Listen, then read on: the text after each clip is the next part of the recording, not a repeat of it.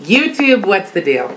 It's your girl Jahira, and I am back to participate in another YQA. I'm so happy to see how everybody's been inboxing me and writing me, requesting my assistance with various issues that they're having, and please keep them coming. Direct them to my inbox and mark the subject line YQA. And yes, I just finger spelled that in American Sign Language.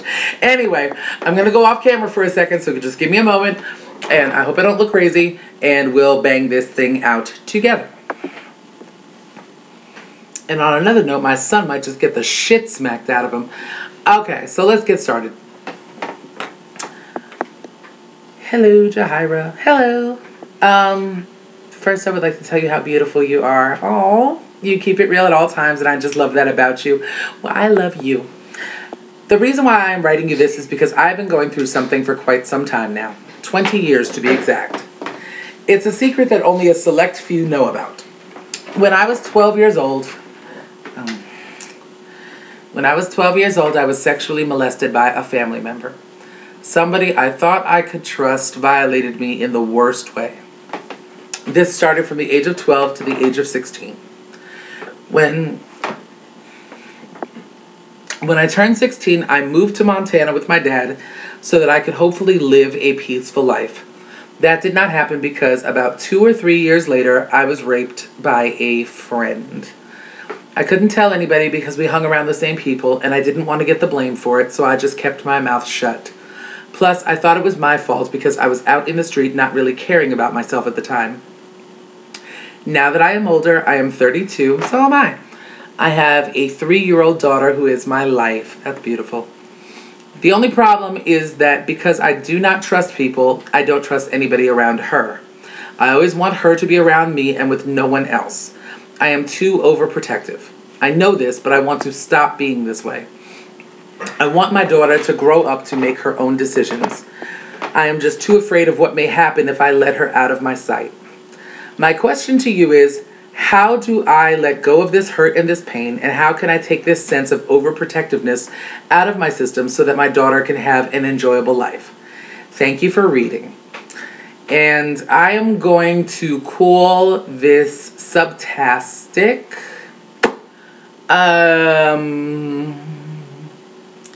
Madison. Hey, Madison. All right, let me get back on camera for y'all. Hello, I'm back.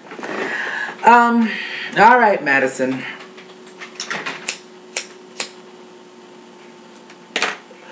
So basically, this is the deal, people. Madison was molested at a very young age for a period of years. She moved away so that she could, you know what I mean, kind of regroup and regain some sense of control over her life. And hold on, because I normally do this alone. She moved away so that she could regain some sense of control over her life. And what ended up happening was that she ended up being raped by somebody that she thought was a friend. And now she's, you know, moved on ahead insofar as gone forward in life, ended up having a baby girl, God bless her. Her daughter is now 3 years old, but she finds herself, you know, hovering over her daughter out of a sense of overprotectiveness, as she said. So what to do? Well, first of all, Madison, it brings up an interesting conundrum, because on the one hand, I somewhat applaud you, because there are far too many mothers out there who really aren't protective in any way over their children. And I mean, I hate to say it like that, but I mean, I think we can all agree we've dealt with some really unprotective mothers, you know what I mean, both in the media and in the past 10 years. And, you know, there are women who have an abject lack of concern for the welfare and well-being of their children. So I certainly applaud the idea that you're trying to be an active participant and take an active role as both, you know, caregiver, nurturer, and protector of your babies. I would love to see more mothers, you know, take a greater stance over their children. The problem lies when we project our own issues and our own fears and misgivings onto our innocent children whom nothing, has happened to as of yet. And that would be my job. And so I guess the question really is what to do there. And, I don't know if I've gotten the sense that you fully healed from what happened to you. And I don't know that you ever can really fully heal. And before I even delve into that any further, let me just say that from one survivor to another survivor, I applaud you. I applaud you for being brave enough to come forward and to write me. I applaud you for having the courage to recognize an issue that you yourself are cognizant of and to allow all of us sitting here to discuss it. I'm very grateful to you for that. And really, it does say that you recognize the issue that you're dealing with and you want to rectify this situation. That's a place that not a lot of people reach. So kudos to you for that. The only thing is, what happened to you and what happened to me is tragic and should never occur under any circumstances.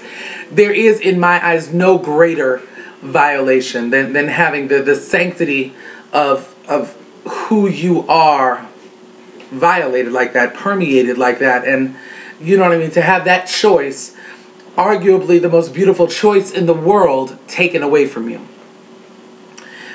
But with that being said, I think that there is a way to empower your daughter to be strong on her own without, once again, projecting your own history upon her. Because when our children look at us, all they see is love. If that's the energy that we're emitting to them, that's exactly what they'll give us back. I mean, it's an unconditional love right there. And so I don't want your daughter to look at you and see fear. That's really my point. You know what I mean? Because, when I was 3 years old, and I guess to a certain extent today, my mother was the sun, the moon, and the stars. And all-knowing and all-powerful. And, you know what I mean? Everything good in this world was just wrapped up in her. And I know that you don't want her to see you broken and battered, even emotionally speaking. And really, we are talking about emotions here. One thing that I would suggest, if the concern is it's a great big world out there and I don't want my baby to, be subject to the things that I went through, would be to give her and instill in her the sense that girls are strong, that girls can hold their own, that I'm about to throw in Beyonce here, that girls run the world, and I'm being facetious, but in reality, something even as simple as a baby martial arts class, you know what I mean, might be a really good activity that maybe both of you could do together. Maybe both of you could sign up and take classes together. And you can, and with kids, I mean, let's just face it, we lie. I mean, we just, not even necessarily lie, but we withhold certain key information. And so to her, it's going to be this great bonding activity between mommy and daughter. And she can go for her belts and make you really proud. And you can watch her kick and cheer her on. But to you, it's, I'm giving my daughter the tools that she needs so that in the event that anything, God forbid, should ever happen to her and she finds herself in a compromising situation, she will then have the wherewithal to be able to defend herself. And in addition to that very important capability, because I believe that all women should be able to defend themselves in, less than ideal circumstances, or if they find themselves in a confrontational situation. You're also giving her confidence. You're giving her a sense of self. You're giving her a healthy sense of competition, which really we all need to survive in the world that we're living in today. It's just one idea, I know, and I'm kind of dwelling on it, but I think it's a great one. And once again, this is something that the two of you can do together so you can cheer each other on, so that she can look into your eyes and see how proud you are of her.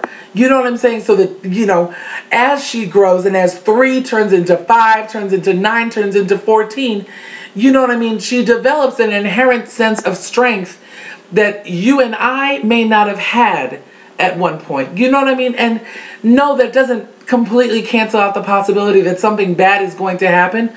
But at the same time, at least you're far better prepared, you know what I mean, than you would be without something like that. It's just my take on it.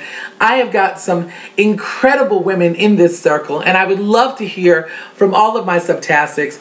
Y'all, Madison's been through some things, and now she's got a daughter, and she doesn't want to pass on, you know, her own misgivings about the safety of society onto her baby. So what should she do, y'all?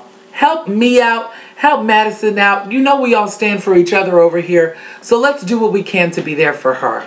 Until next time, YouTube. Madison, I'm praying for you. And please keep me posted on how everything is going. But once again, until next time, YouTube, this is Jahira signing off and saying, without a doubt, as always, one love.